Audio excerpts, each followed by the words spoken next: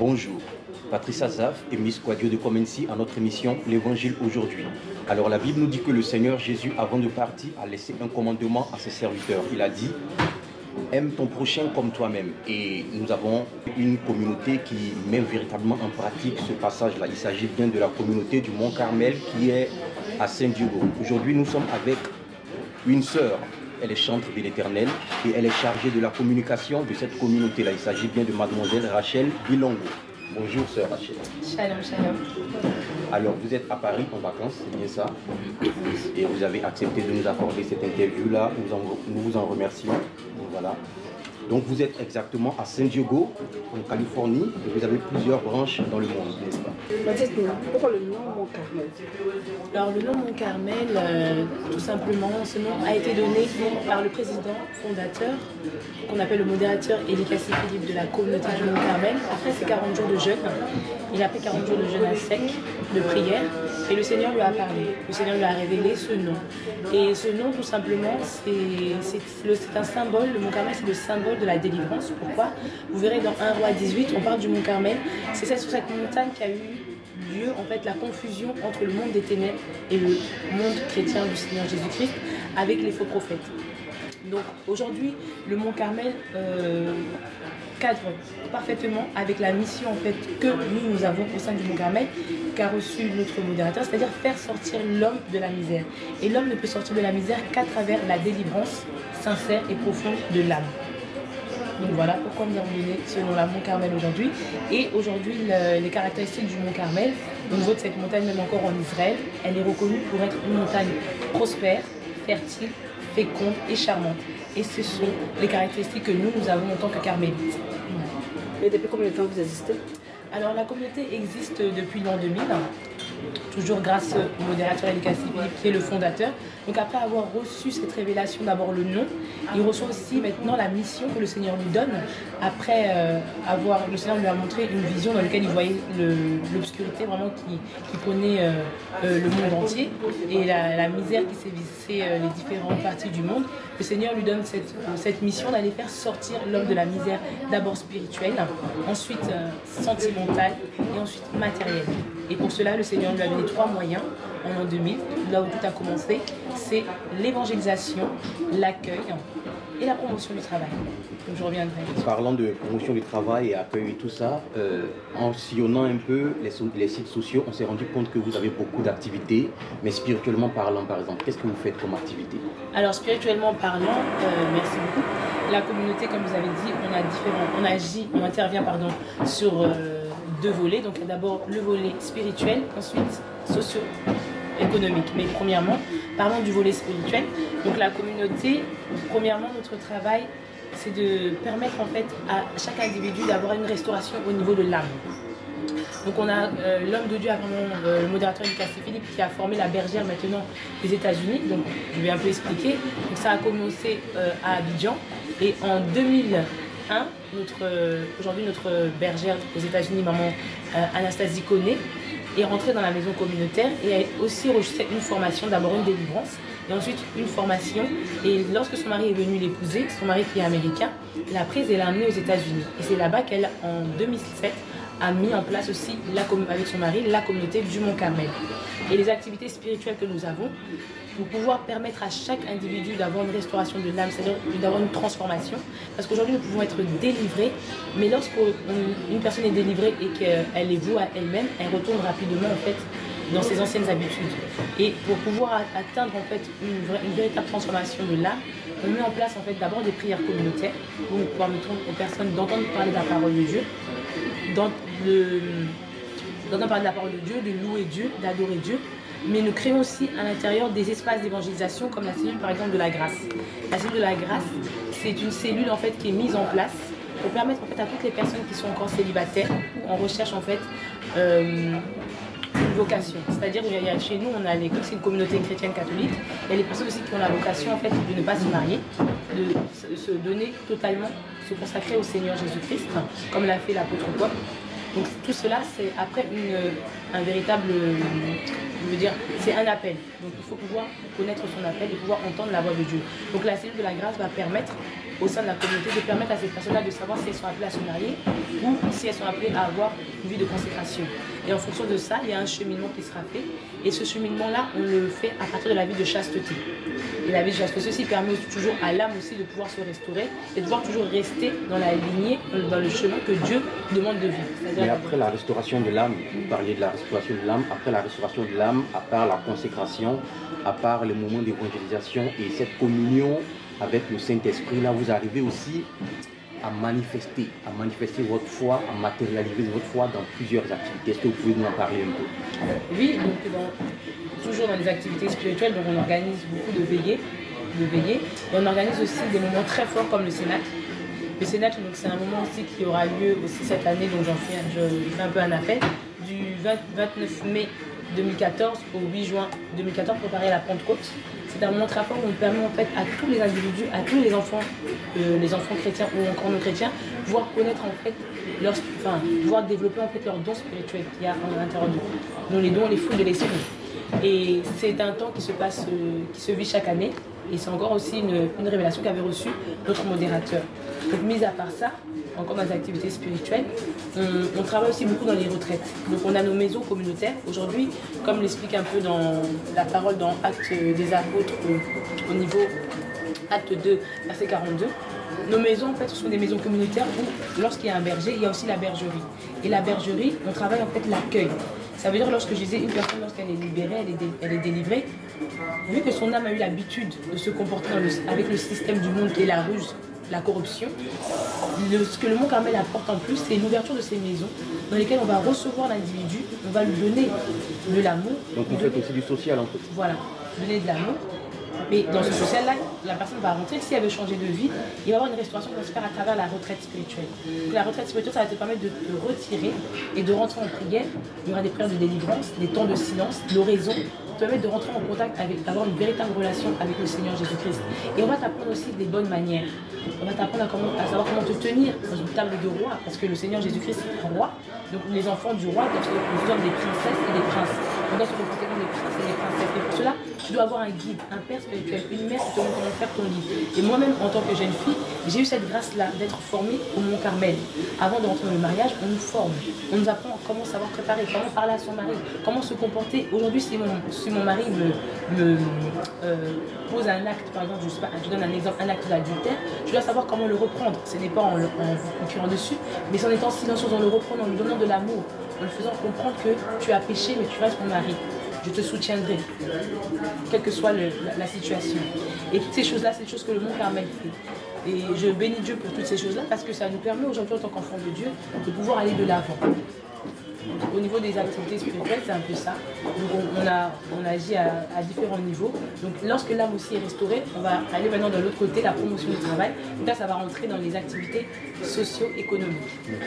Donc vous avez aussi des activités socio-économiques, vous pouvez nous en parler un peu, qu'est-ce que vous faites exactement? Donc au niveau de la communauté, nos activités socio-économiques, on a commencé d'abord aussi en Afrique, à Abidjan. Donc pour les premières activités qu'on a mis en place, c'est d'abord la microfinance. Donc la microfinance, c'est quoi? C'est une banque chrétienne qui permet à toute personne qui souhaite investir ou avoir un projet commercial mais qui n'a pas les moyens. La banque du Mont Carmel, le fonds monétaire du Mont Carmel, permet à ces personnes de pouvoir avoir des fonds pour pouvoir se développer au niveau commercial. Ensuite, mis à part ça, on a aussi une ONG, l'ONG Union, toujours en Afrique, qui permet aux femmes de pouvoir se développer au niveau rural. C'est-à-dire on leur permet de connaître un peu le terrain, de savoir travailler la terre avec des instruments qu'on leur donne à leur disposition, des habits, des vêtements et des soutiens aussi financiers pour qu'elles puissent être un peu indépendantes. Souvent dans les villages, c'est assez difficile pour ces femmes-là de s'en sortir. Ensuite, on a aussi une école, Lire Femmes, qui permet à tous les enfants qui sont handicapés de la vue, c'est-à-dire les personnes qui ne voient pas ou qui sont malvoyantes, et on va les chercher dans les villages parce que souvent ces personnes sont rejetées par la société, rejetées par leurs parents. On dit souvent d'eux que ce sont des sorciers parce qu'ils ne voient pas, ils ont un souci. Mais nous, au Mont Carmel, comme le Seigneur dit qu'il faut partager, il faut ouvrir sa porte. Comme je disais, l'accueil. On prend ces enfants-là, on les ramène chez nous et on prend soin d'eux. Non seulement au niveau de la prière, on les forme aussi au niveau du braille et ensuite on les forme au niveau professionnel. Et beaucoup aujourd'hui, ça leur a permis de pouvoir entrer dans la fonction publique, donc travaillent aujourd'hui, d'autres se sont mariés. Maintenant, ça c'est au niveau d'Abidjan. Au niveau des États-Unis, on continue toujours le même travail, on soutient la communauté en Afrique, mais spécifiquement, comme les réalités sont différentes, aux États-Unis, on s'est spécialisé aussi sur l'accueil, mais l'accueil des personnes, des étudiants internationaux. Donc aujourd'hui, il y a beaucoup de personnes qui arrivent aux États-Unis, des étudiants internationaux qui arrivent, ou des personnes qui ont des problèmes avec la green card, qui n'ont pas de lieu où aller. La communauté ouvre ses portes et reçoit toutes ces personnes-là, en leur apportant une formation spirituelle, une restauration de la vie. On enlève les gens de la débauche, de la prostitution, de la drogue. On les prend en charge complètement. Donc que ce soit la nourriture, que ce soit la prière, que ce soit l'école, le Mont Carmel prend en charge. Donc vraiment, et ça permet à la société américaine de ne pas avoir de fardeau. Parce que souvent, il y a des enfants qui arrivent, leurs parents les envoient, et les études sont très chères aux États-Unis. Et à un moment de la vie, les parents n'arrivent plus à s'en sortir, et les enfants sont en vous à eux-mêmes. Et pour les éviter de tomber dans la drogue ou dans le système du monde, ce qui est la corruption, et toutes les choses que vous pouvez connaître, qui ne confessent pas le Seigneur, le Mont Carmel est là, venir en secours à toutes ces personnes-là. Et il n'y a pas de différence. On prend toutes les personnes. Comme je disais, c'est une communauté catholique, chrétienne, mais on est ouvert à tout. Il n'y a pas de limite, il n'y a pas de barrière au Mont Carmel. Tout le monde est bienvenu. Si tu veux changer de vie, si tu veux marcher avec le Seigneur Jésus-Christ, la porte est ouverte. On te prend comme tu es. Et on te permet de passer de l'autre côté, c'est-à-dire aller de l'autre côté, de l'autre rive avec le Seigneur Jésus-Christ. Passer des ténèbres à la lumière. Voilà, passer des ténèbres à la lumière. Donc on sait que vous êtes représenté un peu partout dans le monde, mais où exactement? Alors, on est représenté, comme je disais, à Abidjan, en Côte d'Ivoire, à Abidjan, à Bobo Baoulé, et dans la Côte d'Ivoire, on est représenté, mais on est représenté aussi aux États-Unis, à San Diego. Et bientôt, là, il y a une maison aussi qui est en train de s'ouvrir en France. Donc voilà, pour toutes les personnes en fait, qui recherchent la communauté, si vous sentez le besoin d'avoir la communauté auprès de vous, vous pouvez nous contacter. Et la communauté se fera un plaisir de venir et de pouvoir ouvrir une maison là où le Seigneur le demande. Parce que pour nous, c'est vraiment très important. Comme je vous disais, nos activités, ce n'est pas pour glorifier un homme, mais c'est pour glorifier le nom du Seigneur Jésus-Christ. Parce que je vais prendre ce passage, parce que je pense que c'est très important. La vie communautaire, c'est la vie que le Seigneur Jésus-Christ nous a demandé. C'est le testament, c'est la parole de Dieu que le Seigneur a laissée. Et c'est la seule manière de pouvoir recevoir une bénédiction. C'est-à-dire se retrouver tous les jours avec ses frères et sœurs pour faire... Enfin, je veux dire, ils se retrouvaient tous les jours avec un même entrain dans le temple. Ils avaient à leur domicile la fraction du pain et ils prenaient leur nourriture dans la joie et la simplicité du cœur. Ils louaient Dieu et tout le peuple leur était favorable. Le Seigneur a mené de jour en jour à l'église ceux qu'il voulait sauver. Ça, c'est dans Acte 2, à partir du verset 46. Et c'est ce que nous, aujourd'hui, on veut faire au Mont Carmel. Permettre à toutes ces personnes de vivre ensemble, de vivre en communauté, que tu sois évangélique, que tu sois catholique, que tu sois protestant, vivre ensemble, mettre nos biens ensemble pour pouvoir permettre au corps du Christ d'aller de l'avant, de pouvoir gagner des personnes de toute origine et de tous les niveaux. Mais il y a 3 semaines de cela, on s'est rendu compte que vous avez posté sur les sites sociaux des événements avec des balles et des chansons et tout ça. Vous invitez aussi des artistes ou c'est les personnes sur place, les personnes qui appartiennent à la communauté? Alors, aujourd'hui, nous, on est très ouverts à accueillir des nouveaux artistes. Pour le moment, comme la communauté, c'est une communauté qui est assez jeune, comme 2016, on a commencé aux États-Unis.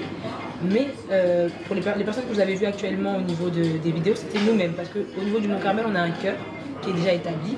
Le Seigneur nous a bénis. Moi-même, je suis chanteuse dans le chœur. Il y a d'autres personnes. C'est le chœur sacré du Mont Carmel. Donc nous-mêmes, lorsqu'on est invité, parce qu'on nous invite à des événements, on va prester.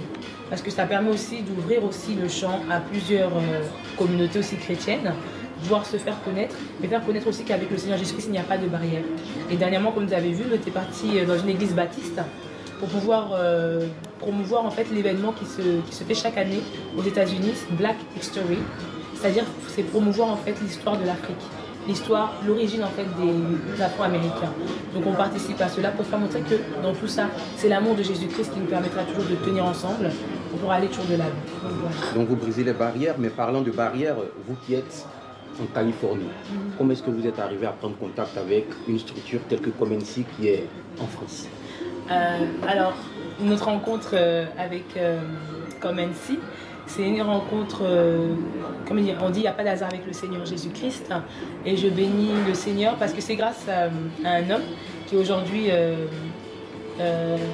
il a un zèle très fort pour l'union dans le corps du Christ. Donc c'est le pasteur du Midège qui m'a permis et qui a permis à la communauté de rentrer en contact avec Comency. Donc c'est l'apôtre Madou Abraham. Donc je lui dis encore un grand merci pour tout ce qu'il est en train de faire aujourd'hui. Parce que nous, aujourd'hui, au sein du Mont Carmel, on a été bénis par Comensi. On est rentré en contact, on a vu ce que vous avez fait aussi au Midège. On a vu ce que vous êtes en train de faire aussi au milieu de toutes les églises au niveau de la France. Et on a trouvé bon aussi de s'unir aussi avec vous pour pouvoir encore, comme je dis, aller de l'avant, pour pouvoir montrer qu'il y a un seul Dieu, un seul Maître, c'est le Seigneur Jésus-Christ. Et qu'avec lui, nous ferons des espoirs. Donc voilà comment tout a commencé. Amen. Donc votre mot de fin. Alors, shalom encore, mon mot de la fin, vraiment dire un grand merci. Le Mont Carmel dit un grand merci à tous ces hommes de Dieu, à Comensi, à M. Honoré Adjedje, au pasteur du Midège et toutes ces personnes qui sont là pour que nous puissions aller de l'avant. Le mot de la fin, c'est l'amour, savoir s'oublier pour pouvoir permettre aux plus démunis d'entrer dans le royaume du Seigneur Jésus-Christ. Et tout simplement, pour tous ceux qui souhaiteraient nous contacter la communauté, vous êtes les bienvenus. On est situé, comme il l'a dit, à San Diego. Donc on a notre lieu de prière à San Diego, mais la maison communautaire particulièrement, elle est située à Murrieta, au 37 679 Townsville City, Murrieta. Le code postal 92 563 en Californie. Et le numéro de la bergerie, c'est la bergerie Canan. Vous pouvez nous joindre au 001 619 44 66 855. Il y a le site aussi sur lequel vous pouvez aller nous visiter, nous prendre des informations sur la communauté, www.montcarmelusa.com. Et vous avez aussi notre adresse email, c'est montcarmel_usa@yahoo.com. Donc n'hésitez pas à nous contacter. Le berger Lancine Koné et sa femme Anastasie Koné feront un plaisir de vous recevoir et de vous entendre. Donc n'hésitez pas à nous appeler, nous sommes là pour vous. Que le Seigneur vous bénisse. Et il y a une chose qu'on va vous dire, une phrase qu'on dit chez nous, c'est aussi notre devise, c'est toujours d'être toujours joyeux et de prier sans cesse, parce que c'est là notre force. Et la différence qu'on a avec le monde d'aujourd'hui, c'est de toujours être dans la joie. Donc quels que soient les soucis que vous pouvez avoir, surtout, restez dans la joie et unis. C'est là où le Seigneur fera descendre sa bénédiction. Voilà, sur ces mots, l'évangile aujourd'hui, c'est terminé. C'était Patrice Azaf et Miss Quadio de Comensi avec mademoiselle Rachel Bilongo, chargée de communication de la communauté Mont Carmel. Nous espérons que vous avez été bénis, que le Seigneur vous garde.